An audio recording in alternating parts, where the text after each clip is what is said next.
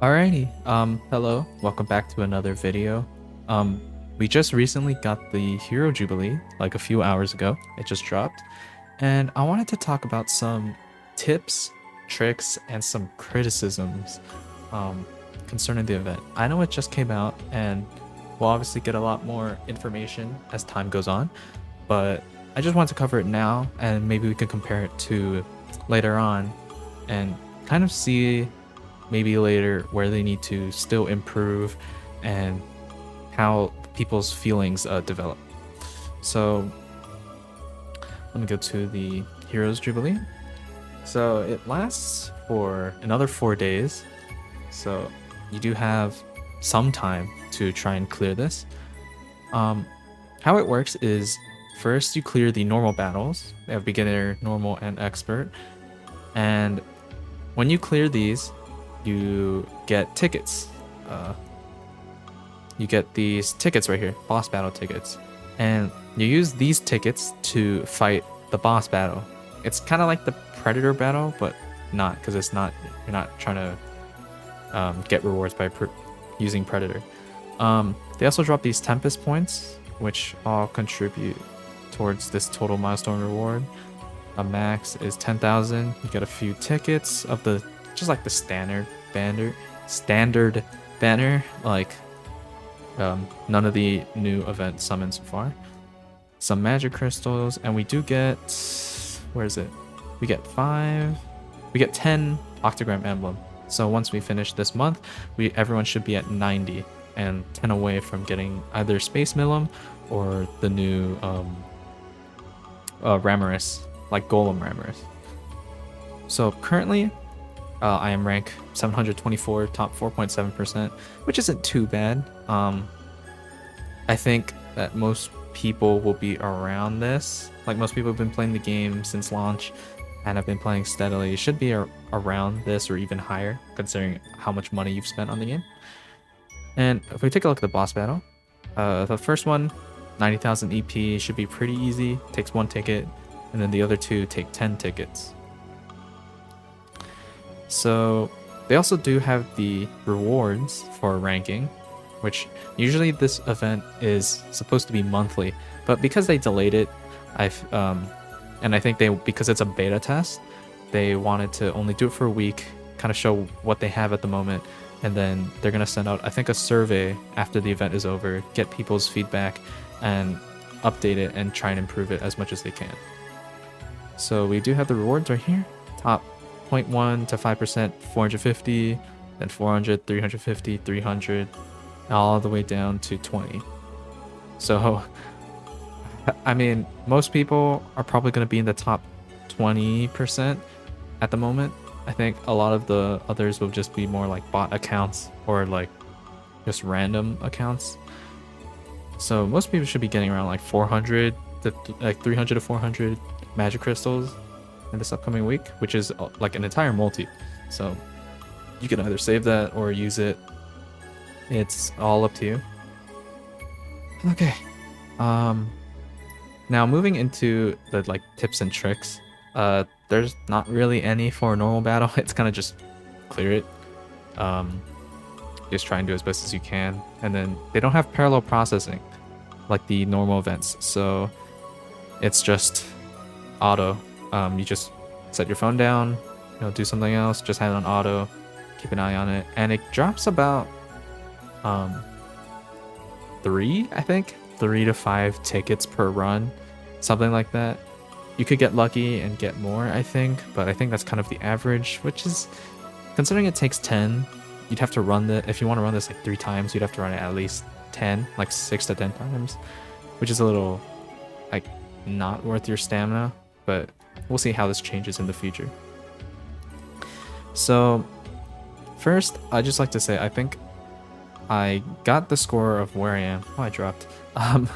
Because I got lucky on these banners. Obviously, if you didn't pull for the dark units, or if you just got unlucky and you didn't spend much money, you're not gonna rank like as high, right? You'll probably rank more like 20%, like the free Benny Mar does carry a lot, and you can use other units, but obviously you want to use dark units. So for the boss battle, some tips that I have in mind are, first, you want to use characters that have high crit rate or have skills that buff their crit chance. If we take a look at Benimaru, for example, the free one that everyone should have, his defense lowering skill also buffs his crit chance by 15%. I think if we go to Milim, her, I think, secondary skill buffs her crit rate by 15% as well. So you want to use skills. I think Demon Lord Rimuru actually has it. He buffs his by like 88% for like one turn. So you want to use skills that buff your crit rate because he basically has negative crit resistance. If you crit, you're going to do a lot more damage than just regularly attacking. But unfortunately, that's all up to RNG if you crit. So if you use like all your skills on like your ults and you're betting on it to crit, there's a chance that it won't, just because of RNG. And it's not like there's a skill that buffs your crit chance by like 100% or something. It's only like 15, 20%. A lot of people have been saying that Diablo is really good just overall as a character, but especially for this event, especially if you have dupes in him, because his skill, if we take a look at it, Devotion, if you max this out, you can increase your own attack by, I think, 25 to 30%, which is pretty big.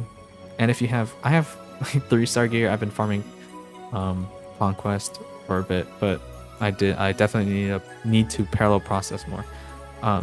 But if you get like really good gear on him and you have high like dupes, maybe like level 92, 96, he can pump out a ton of damage in this event. I use him at 80, level 80. He worked pretty well. I kind of swapped him off later on for Beretta just because of the orb manipulation, which is another thing that you want. So when you start off the battle, it gives you 2 of each orb, which doesn't really allow you to do anything. Because, I mean, you can do 2 if you want, but normally, like, you're kind of relying on RNG for those other 2 orbs that you're going to draw later in the next turn. So you want a lot of orb manipulation. So for example, if you start the battle, you can use Milim's Dragon Orb skill, and it'll turn to Souls of Secrets to Souls of Protection. And then it allows you to start a combo, giving you like Souls of Skills maybe for the like skill points. So you want a lot of orb manipulation, because if you don't have that, and if you're using Orc Lord, for example, if you're not using like the Xion Protector, you're gonna have a hard time because you just won't be able to do any combos. And then he'll stack up his damage and just honestly kill you really fast, especially with his single target ult. Another thing that maybe you want to try, I haven't personally tested this, I don't know if other people have tested it, but if you put in a character like Hakuro, for example, who gives,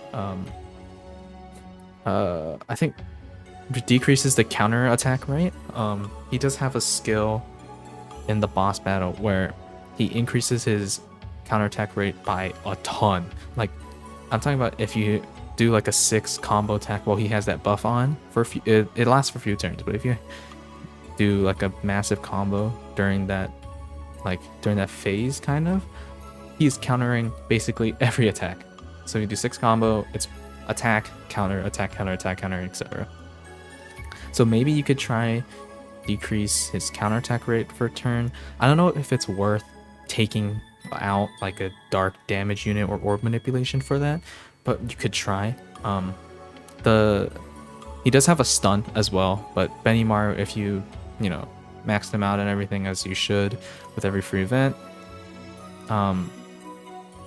he has 100% stun evasion, so it shouldn't really matter too much.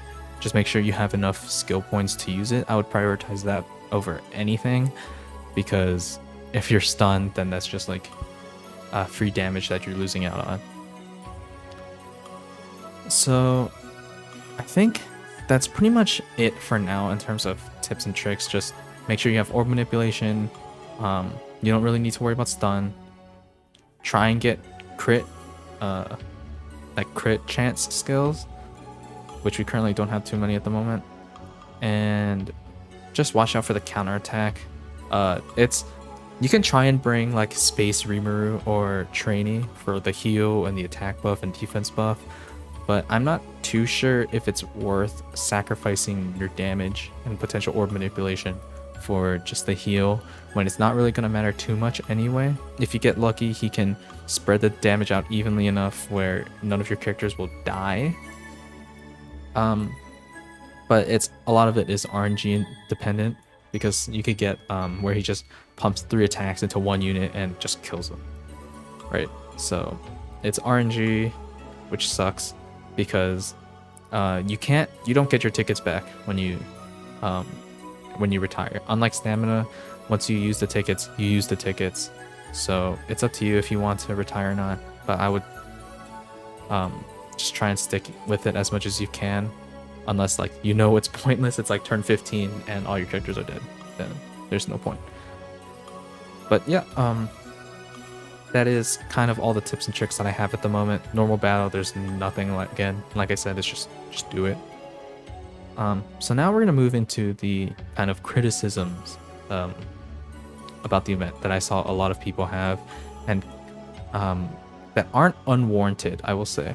I do agree with some of them. I don't know about all of them. I'm kind of on the fence, just trying to see how the community reacts to this. But I think the major one that a lot of people are talking about is, if we go to the ranking, if we look at like 1, 2, 3, you see these people and you think like, damn, these guys, maybe they're whales or they're just really good. They got super lucky and they managed to just clear it, get super high points, 237,000. But then if we take a look at his profile, Great Sage level 5, citizen 720 citizens. That is like beginning of the game level profile, and yet he's ranked 2. He's number 2 in all of global on this scale, right? On the like America global server. How's that possible? He's like at the beginning of the game. So a lot of people are complaining that there's still a high level of modding and hacking, and Bandai, or like the people who run this game, haven't done anything about it yet. They haven't banned anyone, I don't think. They said they were working on it, but they haven't currently done anything yet. So that is one problem that people are saying. I think like a lot of people are pointing out, which is an issue, and I agree with it. Some people are saying that it is like, I don't like, you shouldn't play it or whatever just because it doesn't matter. I would say just play it. I don't think they're planning on letting the hackers get away with it. I'm pretty sure either they will remove them in the like upcoming couple days, or for the ranking they're just going to take a little bit longer, or take like a week, because they said the rewards were going to release a week after the event ends. So they might take that week, find and filter through all or most of the mods, like the modders, as much as they can, and clear it out and bump up everyone's ranking. So I would kind of just say maybe underestimate your ranking a little bit. I think everyone should try and clear this as much as they can, just because it's free rewards. Like even if you're at 100%, like the very bottom, which no one is gonna be except like a bot account or something. I'm not too sure. Then you'll like 20 crystals, but I mean it's still crystals, right? If you're like top 80%, top 50% maybe, that's like 100 something crystals. You might as well just try get as many crystals as you can. There's no harm in doing so.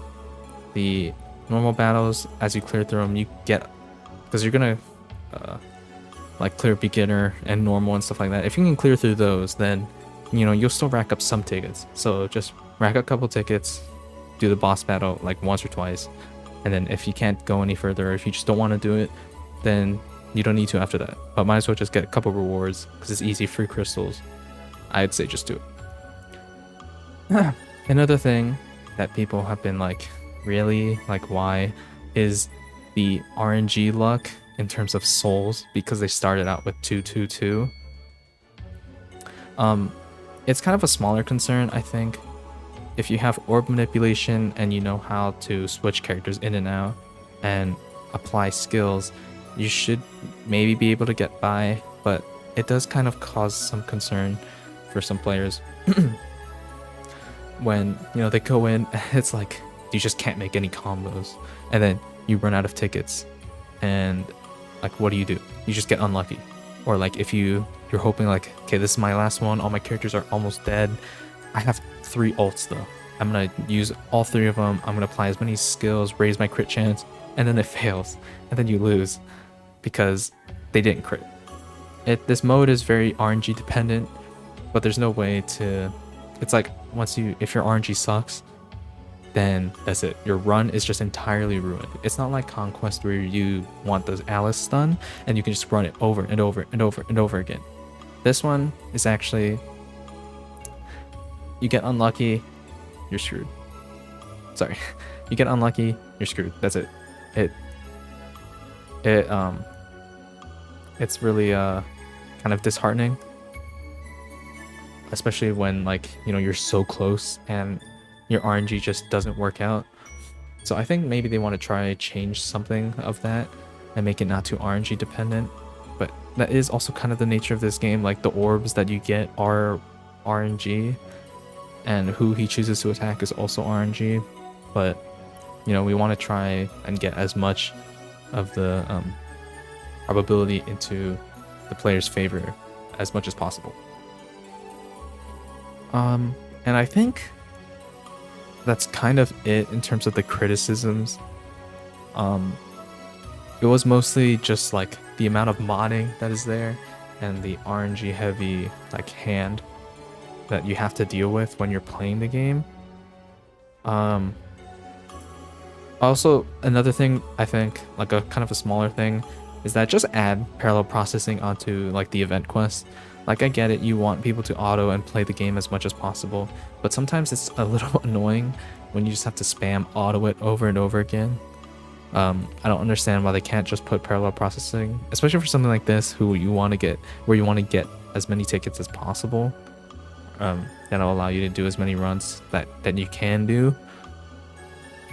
But it's not, I think, too big of an issue. I'd say just do it, but that's up to the developers whether they choose to do that or not. Yeah, I think overall that's it. This event is a beta. I want to disclaim that it is a beta again, and they are releasing a survey to get our feedback.